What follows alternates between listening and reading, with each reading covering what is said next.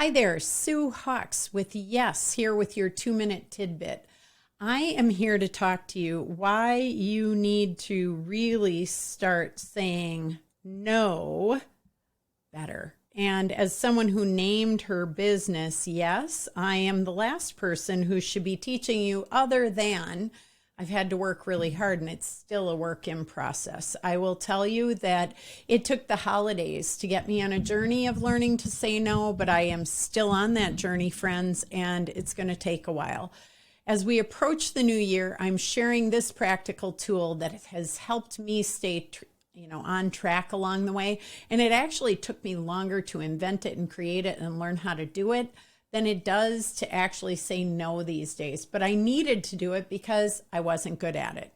So I hope this helps you keep on track and gives you a little wiggle room in your ability to say yes if you're someone who, like me, tends to say it a little too often. Every time you say yes to something, you're actually saying yes to way more. So, for example, I told you I figured this out at the holidays because in terms of having the holiday, my mind was on the event itself. It's a one and done. I'm having Thanksgiving, that's it. Except when I started to really unpack it, I went, why am I resentful when the day comes along? Because it really included getting my kids to clean their rooms, cleaning the house, going to the grocery store, planning the menu. Now I order the food, but it used to be go to the grocery store to get the food. Decorate the house, organize the kitchen, cook all the food, clean all the stuff up, have my house ready, try and decorate like somebody who's really fancy in a magazine because that somehow overtakes me at the holidays. Why? I don't know. But at that point, that's where I start caring about that my table needs to look amazing. And it's my favorite holiday. Now, when I unpacked what I loved about the holiday, I really love having Thanksgiving more than any holiday. So I needed to say, how do I simplify that? What it meant until I unpacked it was anything I said yes to, which was these 45 things, started to cause pain because where did I rob the time from to get all that done? Because that never made it to my calendar, just the event did. So once I started looking at, in order to do this, that means I won't be working out. In order to do this, I probably won't see a friend or 2 or 10.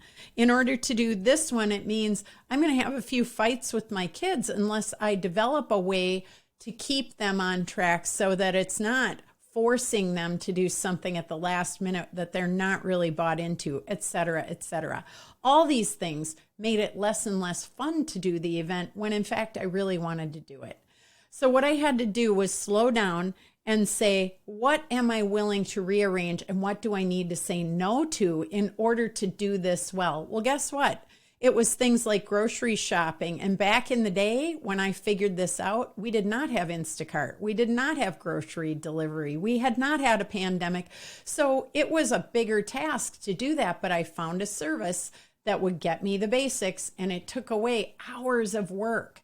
Now, I was ashamed and embarrassed to tell my parents. What happened was my mom was like, wow, I'm going to tell all my sisters, I wish we were as smart as you are, because there was no pride in cleaning the bird out and cleaning your house. So simplifying the things around it to the degree that I could at that time really changed the game. So what I want you to do is to learn a new strategy. If you're not good at saying no, there's an easier way. And that is every time you're going to say yes, what I want you to do is to write down on a page, what else are you saying yes to in order to make that event happen? When you do that, you're going to find out there's 45 yeses or there's 15 yeses that never make it to your calendar that actually take away some joy, some self-care, some friend time, all the recreational stuff, because that's where most of us steal from. We don't steal from work. We don't steal from our families. We typically steal from ourselves, and we end up depleted.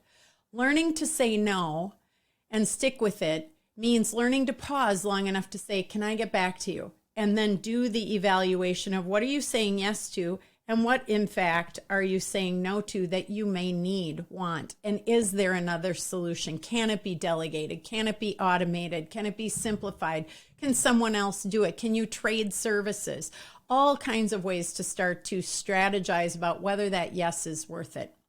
That's what I've got for you. Learning to say no and stick with it is always going to be a work in process, especially for people like me, because we're so used to saying yes. It requires discipline and intention, and we're all about intentional greatness. So you have to learn to say no in order for your yeses to matter and be authentic. And then you're saying yeses to the things that actually make you intentionally great in your business, as a leader, and in your life. That's your 2-minute tidbit today. Make today great.